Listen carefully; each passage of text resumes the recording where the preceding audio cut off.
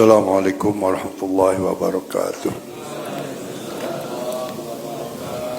Al-Fatihah binatul qabul wa bi anna Allah yaghfiru dhunubana wa liwalidayna wa li jami'il muslimina wal muslimat minna wal minar al-ahya minhum wal amwat wa yarzuqna ilman nafi'a wa rizqan wasi'an wa halalan tayyiban wa yarzuqna at-tawfiq wal hidayah wa syafa'ah wa ridwan sa'adatin fid darain والصحة والعافية والقوة والبركة والسكينة القناعة والسهولة والسلامة والزيارة إلى الحرمين إلى مكة والمدينة لنا ولأهل بيتنا ولأولادنا بناتنا ولذرياتنا ولجماعتنا تلاميذنا خصوصا للحاضرين في هذا المجلس تلك النية على كل نية صالحة وإلى حضرة النبي محمد صلى الله عليه وسلم وأصحابه والمسلمين الكرام خصوصا لشيخ المصنف في هذا الكتاب الفاتحة.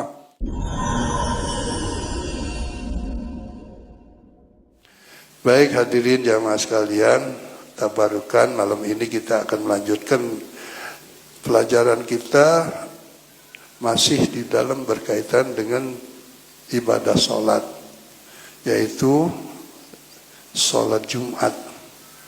Ya, sholat Jumat sudah kita bahas sebelumnya beberapa keterangan.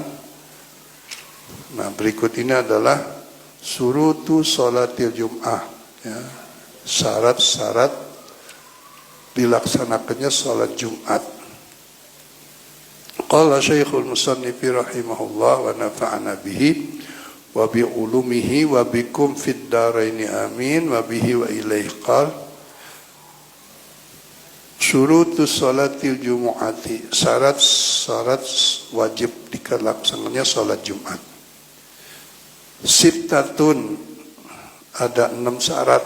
Kalau sudah dipenuhi syarat 6 ini baru wajib Jumat itu. Fa idza ikhtalla syartun minha, apabila tidak terpenuhi salah satu syarat daripada 6 syarat itu, lam tasihha ala jum'al mu'tamad, maka menurut pendapat yang paling kuat adalah menurut mazhab Syafi'i ini, maka tidak sah sholat Jumatnya. Ya. Yang pertama, antuqama fi khittatil balad, dilaksanakan sholat Jumat itu harus di kampung, di satu perkampungan gitu. Kalau di kemah enggak wajib. Apalagi dulu dilaksanakan sholat Jumat di kapal, waktu dalam perjalanan haji masih pakai kapal laut. Saya juga nggak tahu tuh kenapa didirikan Jumat di. Jadi memang harus ada pemukiman. Disitulah baru kalau orang nomaden, orang yang tinggal di hutan-hutan gitu, yang pindah-pindah sana ya walaupun jumlahnya banyak tetap tidak diwajibkan Jumat. Yang kedua antus sholat jamaatan. Sholat Jumat itu dikerjakan harus berjamaah. Jadi kalau tidak berjamaah berarti tidak memenuhi syarat. Nah, yang syarat ketiga ini yang menarik supaya kita jelas secara hukum, ya. Sebab orang ibadah itu secara ketentuan hukumnya, ilmunya gitu ya. Yaitu antakunal jama'atu arba'ina. Dikerjakan sholat Jumat itu minimal jumlahnya 40 orang.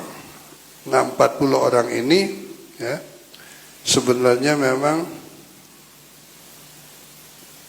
ada perbedaan pendapat di antara para fuqaha. Nah, kalau kita udah tahu ada perbedaan pendapat, kita jangan usil gitu. Jangan katakan yang itu nggak sah gitu, jangan. Karena yang berpendapat ini adalah para ahlinya. Tapi kalau kita udah tahu, jadi kita ya tenang aja gitu. Ya. Jadi kenapa kalau menurut Imam Syafi'i itu harus 40 orang? Hikmahnya gitu. Hikmahnya ini pendapat mazhab Syafi'i, yaitu innahu atau annahu miqdaru ba'thil anbiya alaihim salatu wassalam. Karena setiap nabi itu rata-rata diutus oleh Allah usianya 40 tahun. Termasuk Nabi kita Muhammad baru angkat sebagai Rasul udah umur 40 tahun. Itu hikmahnya. Ngambil ke situ. Juga wa annahu miqdaru miqati Musa alaihissalam. Begitu juga berhalwatnya Nabi Musa ketika minta petunjuk pada Allah itu selama 40 malam. Ya, 40 hari 40 malam. Begitu juga wa annahu kama qila miqdaru adadilam lam yujtama mithluhu illa wa fihim waliyun lillahi ta'ala.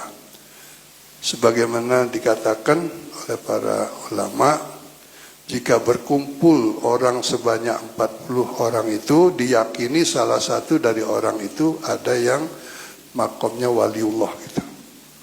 Karena itu kalau ada orang meninggal, apabila disolatkan lebih dari 40 lebih gitu, 40 atau lebih, maka yakinlah bahwa solat jenazah itu pasti diterima. Karena salah satu dari 40 orang itu ada waliullahnya gitu, yang doanya tidak akan ditolak. Karena itu Imam Syafi'i jumlah solat Jumat itu syaratnya harus 40 orang, ya, yaitu salah satu pendapat di antara fuqaha. Nah sekarang kita lihat pendapat yang lain.